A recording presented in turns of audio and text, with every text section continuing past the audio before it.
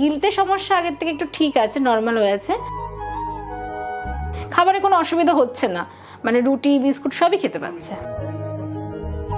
না, একই আছে, জিনিসটা বাড়েনি। হ্যাঁ, ঘুম হচ্ছে, বাকি সবকিছু নর্মাল আছে।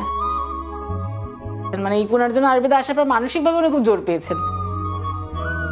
আমার নাম হচ্ছে মৌমিতা সরকার। আমার পেশেন্ট মানে উনি আমার দাদু হন, ওনার নাম হচ্ছে শঙ্খনাথ চক্রবর্তী।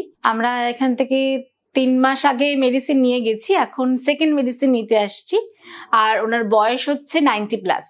প্রথমে যখন মানে আজ থেকে প্রায় 4 মাস আগেকার ঘটনা বলছি, ওনার গলায় গিলতে অসুবিধা হয়, প্রথমে মানে ডোক গিলতে সমস্যা হয়। তো আমরা সন্দেহ করেছিলাম যে মানে গলায় ঠান্ডা লাগলে যেরকম হয় সেরকমই। তো আমরা একটা ENT ডাক্তারের কাছে যাই, উনি ডায়াগনোসিস করে যে এটা হয়তো ক্যান্সার। তো তারপরে আমরা বায়োপসি করে এবং রিকনফার্ম হই, দেন আমরা হসপিটালে যাই, ওখানে ট্রিটমেন্ট শুরু করি। কিন্তু ওনার বয়স যেহেতু এতটা বেশি, ওনার পক্ষে পসিবল না যে কেমো বা রেডিয়েশন কোনোটাই নেওয়া পসিবল না। তো তখন আমরা ফেসবুক থেকে দেখি পুনর্জন আয়ুর্বেদের অ্যাড এবং এখানে আসি এবং মেডিসিন নিই। বর্তমানে আমার দাদুর যে সমস্যাটা হচ্ছে, না সমস্যা বলতে একটা জিনিস সুবিধা হয়েছে, এটা মনের জোর বেড়েছে যে আমি কেমো রেডিয়েশন ছাড়া একটা ওষুধের মাধ্যমে আমি বেঁচে আছি এবং ভালো আছি। গিলতে সমস্যা আগের থেকে একটু ঠিক আছে, নর্মাল হয়ে আছে। আর বাকি তো ঠিকই আছে আপাতত, কিন্তু যেহেতু রেস্ট্রিকশন গুলো আছে, সুগার খাওয়া যাবে না, এগুলো যাবে না, বাকি ঠিকই আছে। খাওয়া দাওয়া তো নর্মাল ডায়েটই দিয়েছেন ম্যাডাম, অসুবিধা কিছু নেই, শুধু সুগারটা নিতে না করেছে আর ভাজাভুজি এগুলো নিতে না করেছে।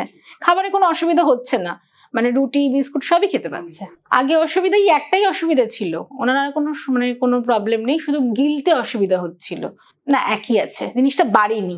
হ্যাঁ, ঘুম হচ্ছে, বাকি সবকিছু নর্মাল আছে। না, অন্য কোথাও পেন হচ্ছে না। মানসিকভাবে উনি খুব ভালো আছেন, মানে এই পুনর্জন আয়ুর্বেদে আসার পর মানসিকভাবে উনি খুব জোর পেয়েছেন, এটাই সব থেকে বড় অ্যাডভান্টেজ। জানি না উনি কতদিন থাকবেন, বা যেহেতু বয়সটা অনেকটা বেশি, মানে মানসিকভাবে উনি খুব স্ট্রং হয়ে গেছেন। না, ওনাকে দেখে একদমই মনে হয় না যে উনি 90+।